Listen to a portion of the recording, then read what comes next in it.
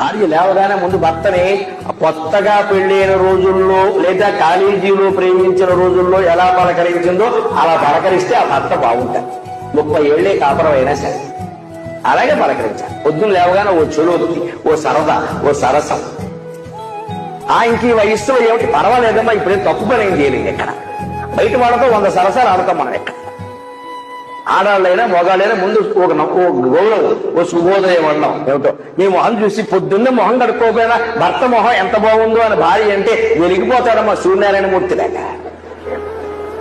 అబ్బే పొరపాటు కూడా భార్య నోట ఆ మాట రాదు. రోజు చూసే మొహమే ఆవదం మొహం అని కూర్చోవడం. ఇక్కడ రోజు చూడకపోతే కొత్తడు వస్తాడా?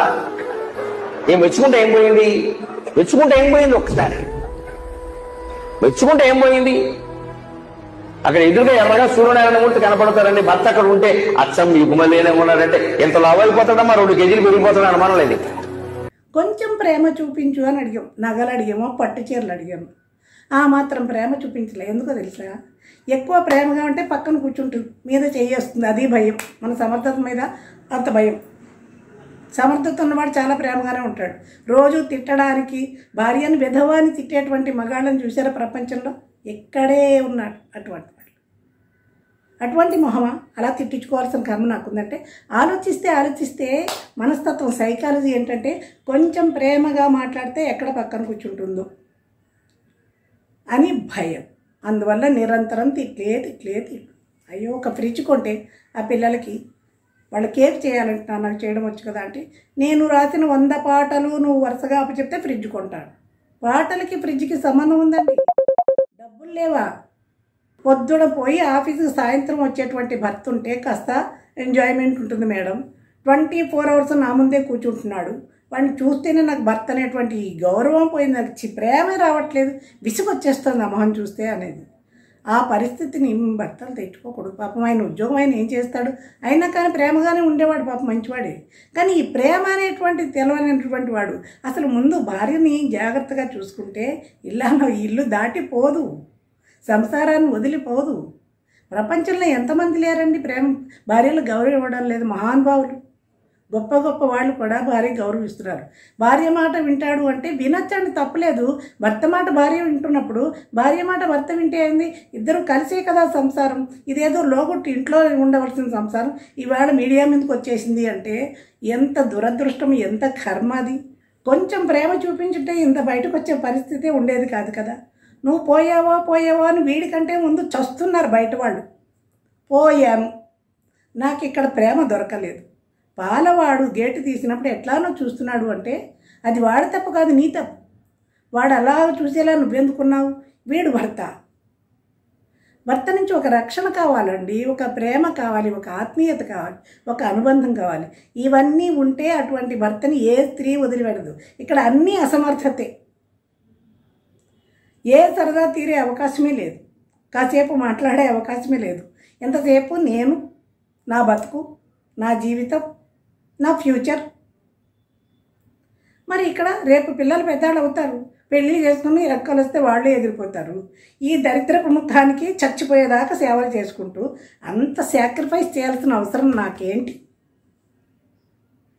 ప్రేమ లేదు, ఆత్మీయత లేదు, సమర్థత లేదు, ఒక ఆనందం లేదు, ఒక అనుబంధం లేదు. ఇటువంటి భర్తలు ఉండే కంటే స్వతంత్రంగా బతకటమే మేలు అనిపించింది. వచ్చేసాను.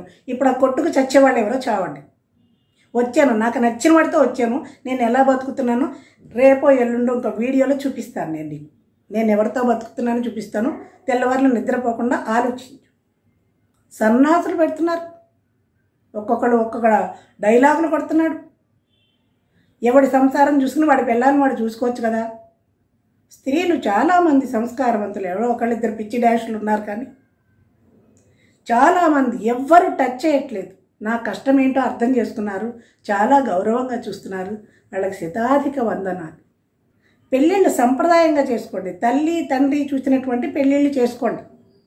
అప్పుడు వాడు ఏమన్నా అన్నా వాళ్ళ సపోర్ట్ ఒకటి దొరుకుతుంది. మాయలో పడి ఇలా ఈ పిచ్చి దానిలాగా బయటకు వచ్చేస్తే వాడు రోడ్డు మీదకే గెంటేస్తాడు. వాల్యూస్ ఉండవు అక్కడ. 10 మంది మధ్యన జరిగినటువంటి పెళ్ళే లేదు అక్కడ.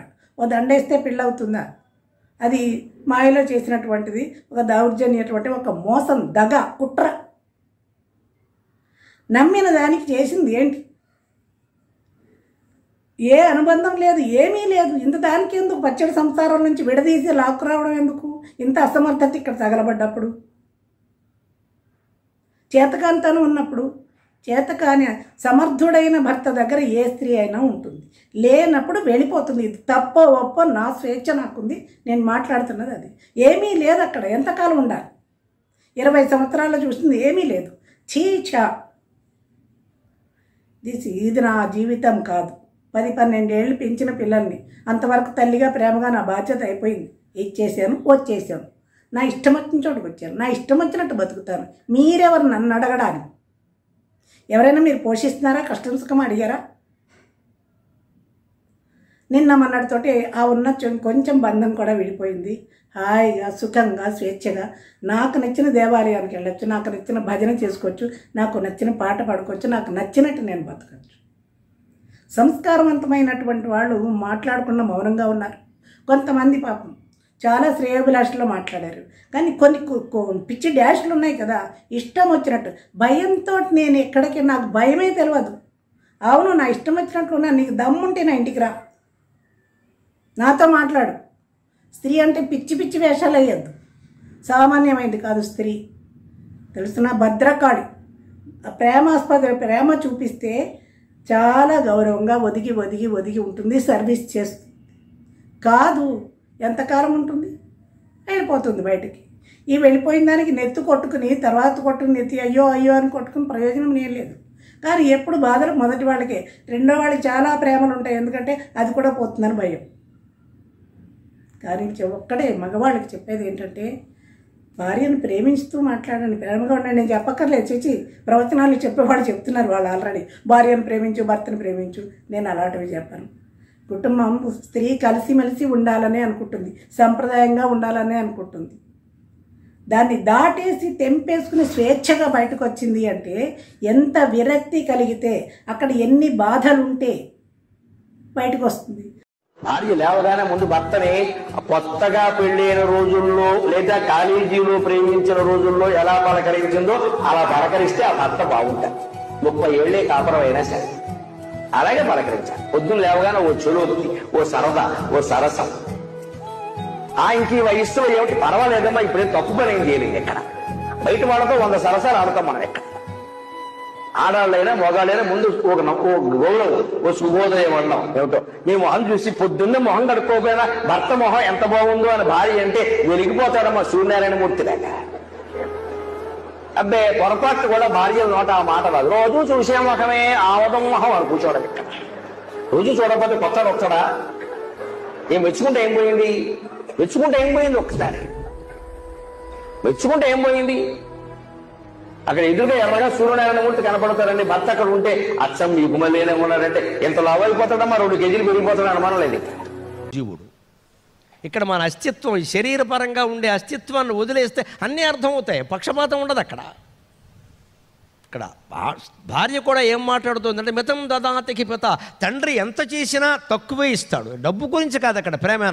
ఎంతకాలం ఉంటారు పుట్టింట్లో? వెళ్ళాల్సిందే కదా కాపురానికి. అంతే 25 ఏళ్ళు ఉంటావు, 30 ఏళ్ళు ఉంటావు మహా. ఇది ఎంతకాలం ఉంటావమ్మా? మితం మాత, తల్లి ఇస్తుందండి. ఇప్పటికీ రోజు ఫోన్లో మాట్లాడతారు తల్లితోటి. ఏం చేస్తారమ్మా? కాస్త ఓదారుస్తారు, కొంచెం ధైర్యం చెబుతారు. ఇక్కడికి రాలేరు కదా. లేదమ్మా నేను చేసుకోలేకపోతున్నానంటే, మీ నాన్న వదిలినే రాలేను కదే అంటుంది ఆవిడ. పాపం మరి కష్టమే కదా, ఆయన రిటైర్ అయిపోయాడు, ఆయన పెద్ద ఆయన. నాకు ఈ ముసలాయన బంధం ఒకటి ఉంది కదే బాబు అంటుంది. అంతే కదా. అంటే సరిగ్గా చెప్పారు శాస్త్రం. మితం దదాతికి పిత, తండ్రి ఇచ్చేది పరిమితమే, తల్లి ఇచ్చేది పరిమితమే. మితం మాత మితం సుతః, కొడుకు ఇచ్చేది పరిమితమే. కొడుకు కోళ్ళు అంతా ఈ అత్తగారికి అనుకూలంగానే ఉండొచ్చు. అత్తగారు మీరు వచ్చేయండి, మీకు ఎందుకు 10 రోజులు ఉండండి, 10 రోజులు ఉండండి అంటారమ్మా. 2వ రోజు పని మనిషి మానేస్తుంది. మానేసిందా, మానిపించారా కనుక్కోవాలి. ఏం చేస్తుంది ముసలావిడ కూర్చుని ఇక్కడ అంటారు. ఇక్కడ అవి గోడ పక్కన వినపడతాయి, మైకులో వినపడవు, గోడ పక్కన వినపడతాయి. ఎందుకు వచ్చిన గొడవ ఇదంతా? ఎవరిచ్చినా కొడుకు. అప్పుడు కొడుకు ఏం చేయలేడు. నీకు తెలుసు కదమ్మా, కోళ్ళకు ఒంట్లో బాగోలేదు, వాడు అటు పాడతాడు. ఏం వాడి కర్మ వాడిది, వాడేం చేస్తాడు? ఇక్కడ గట్టిగా చెప్పాడు అనుకో అక్కడ బంధం దెబ్బతింటుంది, చెప్పలేదనుకో ఇక్కడ తల్లి ఏమిటో పిల్లలు అందుకే అడ్డాలనాడు బిడ్డలు కనుక అడ్డాలనాడు బిడ్డలా అని ఈ సామెతలు మొదలవుతాయి. ఇంకా ఎందుకు వచ్చిన గొడవ ఇదంతా?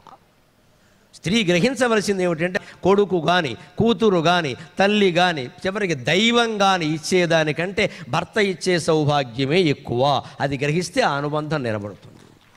90 ఏళ్ళు ఉండుగాక, ఇద్దరూ కుర్చీల్లోనే ఉందురుగాక, ఒకరి సేవ ఒకరు చేసుకోలేని పరిస్థితిలో ఉందురుగాక, వారి కార్యక్రమాలు వారే చేసుకోలేని పరిస్థితిలో ఉందురుగాక, అయినా 2 కుర్చీలు ఒక చోట ఉంటే ఆ ఇద్దరు జీవులు ఆనందంగానే ఉంటారండి, ఆనందంగానే ఉంటారు. ఏదో చేస్తారు కాలక్షేపం. ఈ బంధం నిలబెట్టుకుంటే ఉంటుంది, లేతే పోతుందమ్మా చెప్పలేము. ఊరికే ఉండడం కాదు, అక్కడ ఉంటుందంటే ఫివికాల్ రాసుకొని కూర్చోవడం కాదు, ఇక్కడ మనస్సులో ఉండాలి. అది పెంచుకోవాలి, రోజూ పెంచుకోవాలి. నా భార్య గురించి నేనేం చేశాను, నా భర్త గురించి ప్రపంచాన్ని గురించి ఏదో చేయడం, భార్య గురించి ఏం చేశాం ప్రత్యేకంగా. ఆవిడ సంతోషపడే పని ఏదైనా చేసామా, ఆవిడ సంతోషపడే మాట ఒక్కటి మాట్లాడామా చాలు, ఆ రోజు జీవితం బాగా గడిచినట్టే. ఆవిడ దానికి సంతోషిస్తుంది. ఈయనకి ఎన్ని బిరుదులు వచ్చాయి, కావ్యాలు రాశారు, అవార్డులు వచ్చాయి కాదు, ఆ అన్ని సభలలో ప్రత్యేకించి సన్మానాలు జరిగినటువంటి విశేషమైన సభల్లో భార్య మనతో ఉండవలసిందే ఖచ్చితంగా. ఆవిడకి జరిగాకే నాకు జరగాల గౌరవం అనేది, అప్పుడే అనుబంధం బాగుంటుంది. ఆవిడ లేకపోతే మనం ఎక్కడ వాళ్ళమండి, ఇక్కడ ఇంటి దగ్గర ఉండి పిల్లలను చూసుకోబట్టి కదా మేము ఇక్కడికి వచ్చి మాట్లాడుతున్నది. అంటే మానేయాల్సిందే. నిన్న కూడా గుమ్మాల్లో ఉంటుండే నాకు పెద్ద కొడుకు నేను బయలుదేరి వస్తుంటే వెళ్ళొస్తానని చెబుతుంటే పొద్దున్నే వచ్చేయండి అంది. పొద్దున్నే సభ అని చెప్పాను నేను. సభ పొద్దున్న, తెల్లారగానే వెళ్ళేది ఎందుకు తెల్లారగానే సభమ్మ ఎలా తెల్లారగానా ఏమో రాత్రి ఉంటూ ఉంటాయి కదా సభలన్నీ. లేదు, పొద్దున్న నేను వచ్చేసరికి సాయంత్రం అవుతుంది, వీలైనంత తొందరగా వచ్చేయండి అందమ్మ. ఇంట్లో కొడుకున్నాడు, కోడలుంది, మనవరాలుంది, చిన్న కొడుకున్నాడు, కోడలుంది, మేనలు ఉన్నాడు, ఇంతమంది ఉన్నా ఆ ఇల్లాలి దృష్టి నా మీద ఉంది అంటే ఎటువంటి అనుబంధం అండి, ఎటువంటి అనుబంధం అండి. ఇంతమంది ఉన్నా సరే నేను ఉండాలి, మరి నేను అలాగే ఉండాలి కదా. ఎన్ని సభల్లో ఎన్ని గౌరవాలు జరిగినా అయ్యో ఇక్కడ మా శారద లేదే, ఇవన్నీ జరుగుతున్నాయి అని ఉండాలి మనస్సులో ఖచ్చితంగా. అదే విశ్వనాథ సత్యనారాయణ గారు చెప్పాడు, ఆ తల్లి కడుపు నుంచి బయటపడింది అది సహజ బంధం, ఎలా ఉన్నా వదిలేస్తారు. తన కడుపు నుంచి పిల్లలు బయటపడి అది కూడా సహజ బంధం, అది ఎలా ఉన్నా పట్టించుకోరు. భార్యాభర్తల బంధం కృత్రిమం అంటే కృత్రిమం, నిజం అంటే నిజం. మనం చెప్పలేం, మీరు చేసుకుంటే బాగుంటుంది, పెంచుకుంటే లేత తెగిపోతుంది, బయటికి తెక్కపోవచ్చు. 60 ఏళ్ల బట్టి మేము కలిసి ఉన్నాం, మీరు కలిశారమ్మా, మీ మనస్సులు కలిసి లేవు. ఎందుకంటే ఆవిడని బలకరిస్తే ఆయన మీద నేరాలు చాలా వస్తున్నాయి, ఆయన్ని బలకరిస్తే మొత్తం ఆవిడ మీద కాదు స్త్రీ జాతి మీదే నేరాలు వస్తున్నాయి. మగాళ్ళు బలకరిస్తే అలాగే. ఇంకా ఆడది ఎంత కోపం వచ్చినా భర్త మీదే నేరం చెబుతున్నాం, మగాళ్ళు అందరినీ అందం. కానీ మగాడు ఎలాంటి వాడు అంటే మగాడిగానే చెబుతున్నా, 4 మనుషులు బడ్డీ కొట్టు దగ్గర మగాళ్ళు ఈ ఆడవాళ్ళందరూ ఇంతేనా, అసలు బుద్ధి వెనకాల ఉంటుందని అంటాడు వీడికి. మొత్తం స్త్రీ జాతి. ఆయన వాళ్ళకి వెనకాలైనా ఉంది, సంతోషించాలి, మనకు ఎక్కడా లేదు అసలు బుద్ధి. మొత్తం ఆడాళ్ళని తిట్టమేనండి. ఎందుకంత అవసరం? అందరూ అలా ఉంటారా? ఉంటే మీ ఆవిడ ఉండొచ్చు, మా ఆవిడ ఉండొచ్చు, దేశంలో అందరూ అలా ఉండరే. అసలు ఒక మనిషి దోషాన్ని మొత్తం జాతికంతటికి ఎలా ఆపాదిస్తూ ఉండి, ఎప్పుడు దోషాన్ని తగ్గించాలి, మంచిని పెంచి మనం ప్రచారం చేయాలి, అప్పుడే సమాజం బాగుంటుంది. ఒక వ్యక్తి వల్ల మనకు అపకారం జరిగితే ఆ కులాన్ని మొత్తం అనకూడదండి, ఆ కులంలో